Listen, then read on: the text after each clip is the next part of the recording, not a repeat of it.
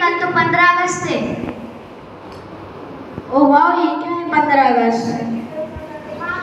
के पहले आता है वो है 15 अगस्त। अरे बुद्धू चुप रहे। अरे हाँ बताओ, गणतंत्र दिवस है। अरे बुद्धू 15 अगस्त को इंडिपेंडेंस डे होता है। इंडिपेंडेंट है कि इंडियन थी अभी वैसी है। मैंने थोड़ी कोई से झंडे गाड़ लिए और पहली बार इन चीज़ों के लिए मेरे पास कोई इंटरेस्ट नहीं है। पहले लाइट चलाई थी, अभी वैसी चाहिए। इन चीज़ों की बस टाइम नहीं है। ऐसे क्यों बोल रहा है यार? ठीक है, वैसे मैंने सोचा था तुम दोनों को एक जगह लेकर जाना चाहता था। हाँ, हमने कब मना करा? खाना तो मिलेगा ना खाने के लिए। रुक कर चुप कर, पता तो कर लेते जाना कहाँ है। एक JBS म्यूजियम। हाँ, वो हाईवे पे खुला है। हाँ, बहुत चर्चे सुने उसके बारे में। 9 बजे तक खुला रहता है। 9 बजे तक खाना तो मिलेगा ना खाने के लिए। इसके सोच तो भी खाने पे ही अटकी है। 8 बजे तो हम लोग चलना है कि नहीं? चलो।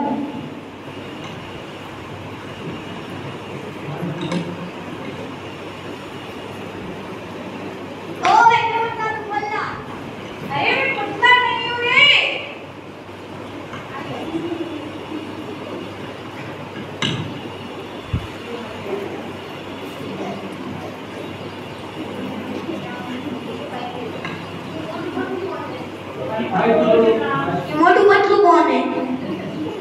ये हमारे देश के फ्रीडम फाइटर हैं। मुझे नहीं देखना, मैं तो जा रहा हूँ।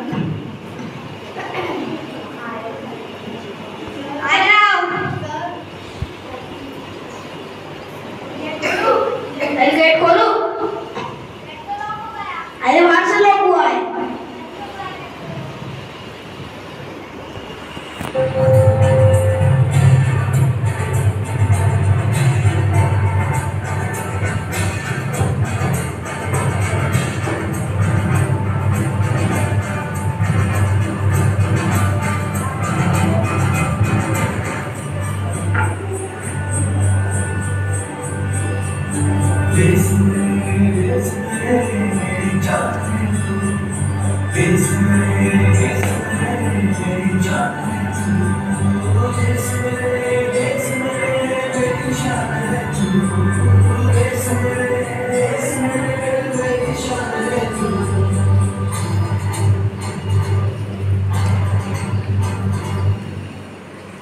मेरा नाम भगत सिंह है।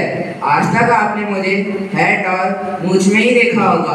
आज मैं आपके सामने खड़ा हूँ। ये मेरे 10 साल की कहानी है। इसी उम्र से लेकर आज तक मैं अपने देश की आज़ादी के सपने लेकर चल रहा था।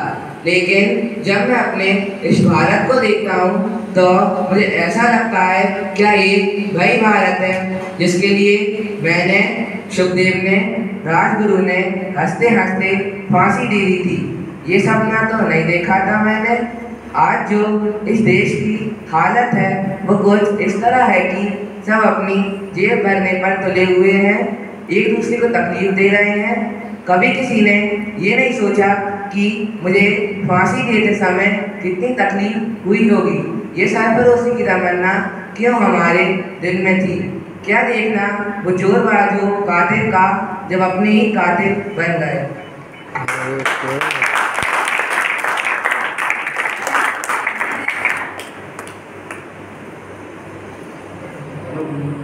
मैं झांसी की रानी, ईश्वर ने माँ को स्वयं के पास बालपन में ही बुला लिया था, इसलिए धरती माँ को अपनी माँ माना मैंने।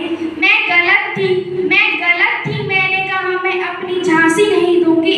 आज मैं मेरे भारत देश को देखती हूँ तो लगता है काश मैं ये कहती मैं अपना भारत देश नहीं दूंगी। अपने स्वराज्य के लिए अपने बच्चे तक को उससे बांधकर युद्ध लड़ा मैंने, पर आज मेरे ही भारतवासी फिरंगियों की चाल चलने लगे हैं। धिक्कार है मुझे उन भारतवासियों पर जो देश के साथ राजद्रोह कर रहे हैं। वो क्या जाने स्वराज्य क्या होता है।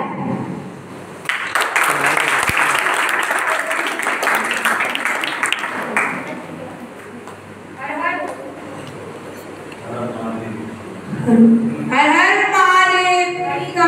मेरा भेष देखकर तो आप मुझे जान ही गए होगे। मैं महाराज मेवाड़, इस मेवाड़ के लिए मैंने क्या क्या नहीं किया और अपने भारत के लिए भी मैंने कई युद्ध लड़े। हम राजपूत थे और व्यापारी भी। मैंने अपना हर व्यापार भारत के लिए किया। यूनान से लेके मिस्र तक मेवाड़ की मिर्चियों का व्यापार करता था। मुझे उस व्यापार से जो भी मुनाफा होता था वो मैं जनसेवा और देश के विकास में लगा देता था। मेरू पर्वत से भी ऊंचा यह मेरा भारत, यह मेरा मन कहता था। आज वो भारत नहीं जैसी मैंने कल्पना की होगी। मेरा सारा योगदान व्यर्थ हो गया।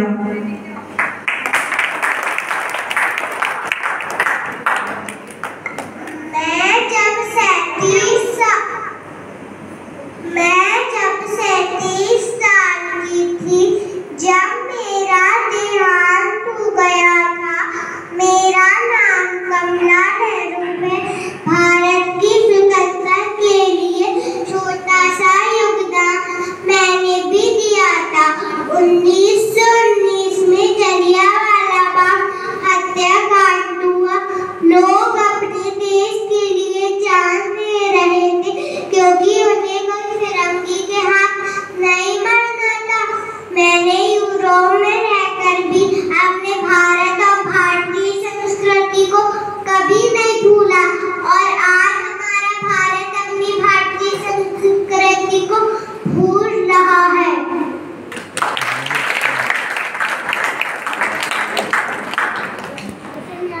आजाद, मैं हूँ आजाद।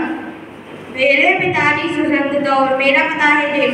आप सभी मुझे एक पंडित जानते होंगे, मगर मैं एक ऐसे धर्म को मानता था जो कि स्वतंत्रता, समानता और भाईचारा सिखाता था। और हाथ जोड़ने से देश आजाद हो जाता तो ये जान लो कि भारत कभी किसी का गुलाम न होता। जब तक मेरे प्राण रहे तब तक मैंने अंग्रेजों की गुलामी स्वीकार नहीं की। अब भी जिसका खून न खोले वह खून नहीं वे पानी है। अब भी जिसका खून न खोले वह खून नहीं वे पानी है। और जो देश में काम ना है वो बेकार जबरन।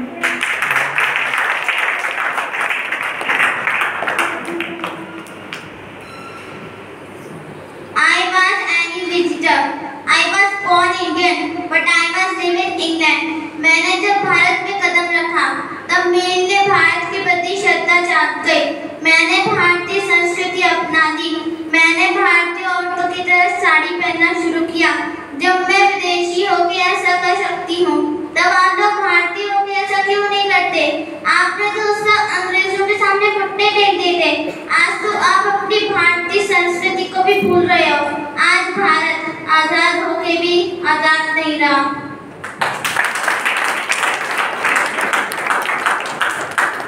मैं कमला देवी चट्टोपाध्याय हूँ। इतिहास के पन्नों में मेरा नाम तो कहीं खो सा गया।